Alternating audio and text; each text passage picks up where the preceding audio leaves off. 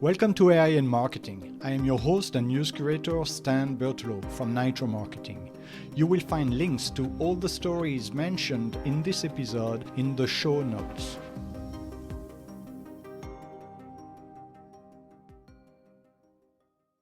This is Nia, your voice for today's headlines. It's Tuesday, October 28th. Here is what we are covering.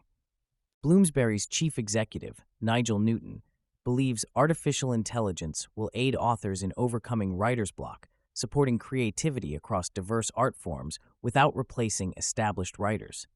Newton, who launched Bloomsbury in 1986 and famously signed J.K. Rowling, suggests AI can kickstart creative processes by drafting initial paragraphs or chapters, encouraging more people to embark on creative pursuits.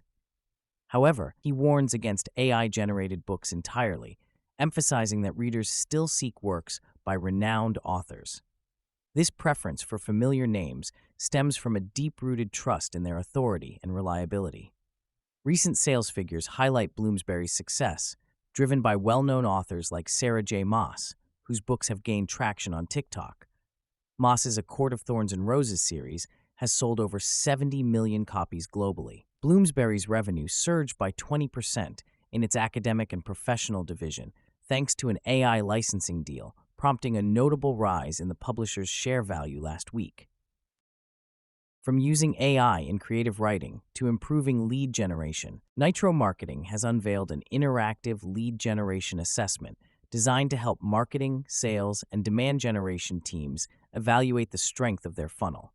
The tool benchmarks every stage of lead generation, from inbound and outbound tactics to nurture sequences, content strategy, and infrastructure, revealing which growth techniques are underused or missing altogether. More than just a diagnostic, the assessment encourages teams to pause and reflect on their current practices, uncover new opportunities, and align sales and marketing around data-driven growth. Completing the assessment provides an instant performance snapshot and a customized report to guide future strategy.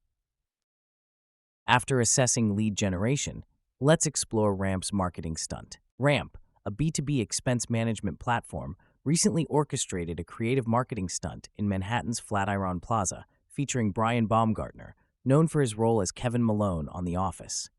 Baumgartner, in a transparent box, processed expense receipts for 7 hours, drawing parallels between the tediousness of manual expense management and the efficiency Ramp offers. This event, designed to demonstrate the platform's ability to streamline processes, attracted approximately 10,000 attendees and was live-streamed to 380,000 viewers on X, with an estimated total reach of 85 million views across platforms. The activation followed Ramp's initial venture into Super Bowl advertising, aiming to persuade businesses to transition to their software, despite potential resistance from accountants accustomed to long-standing solutions. Kendall Tucker, Ramp's head of creative experimentation, explained that the company sought to make the inefficiencies of traditional expense management more tangible. The planning process, which spanned 5 months, involved collaboration with Rohan Kumar and the production team from Coming of Age. To maintain engagement throughout the 7-hour duration, Ramp incorporated various elements, including appearances by internet personality Christian Joe, ensuring the event remained dynamic and entertaining for both live and online audiences.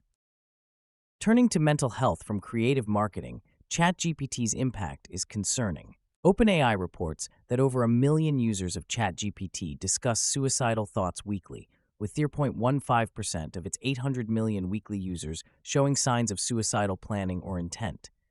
The company also notes that hundreds of thousands exhibit signs of psychosis or mania, although these conversations remain rare.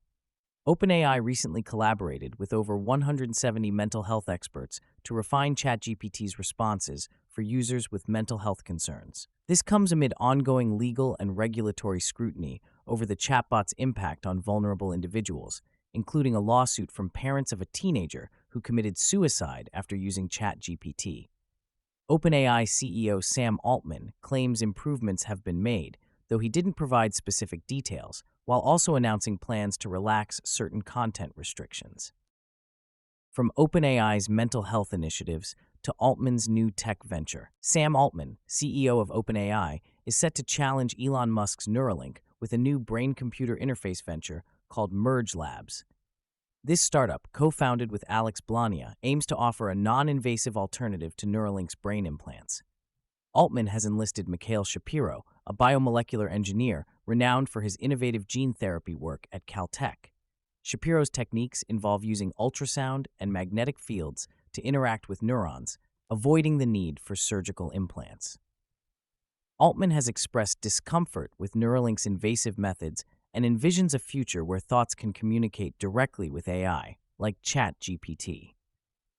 Neuralink's implants involve embedding electrodes in the brain to aid in controlling prosthetics and communication, with their first human trial completed in 2024. With AI's role in fraud increasing, companies are deploying detection tools. Workers are increasingly using AI to create fake expense receipts, causing concern among companies worldwide. AI advancements from firms like OpenAI and Google have made it easier to generate realistic images, exacerbating workplace fraud. AppZen noted that AI-generated fake receipts accounted for 14% of fraudulent entries recently, a sharp rise from none last year.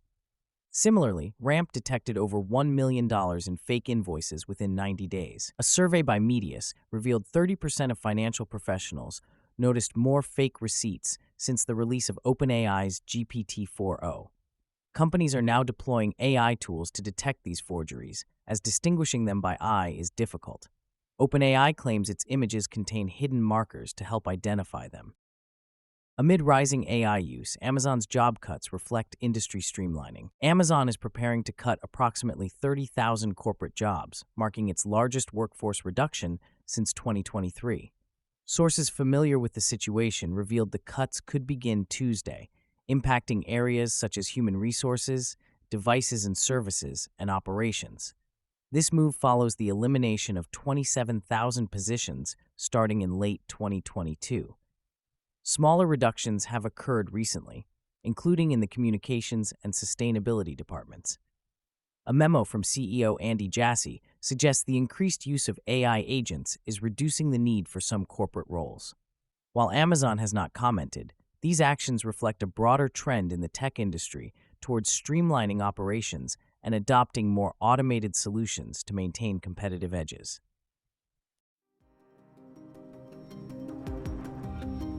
Thank you for tuning in to AI in Marketing. If you want to learn more, check out the episode description. Be sure to subscribe on your favorite podcast platform so you never miss an episode. Contact us to learn how to launch your own AI-generated podcast at nitromarketing.com. That's NYTRO marketing.com. See you tomorrow for more AI and tech news.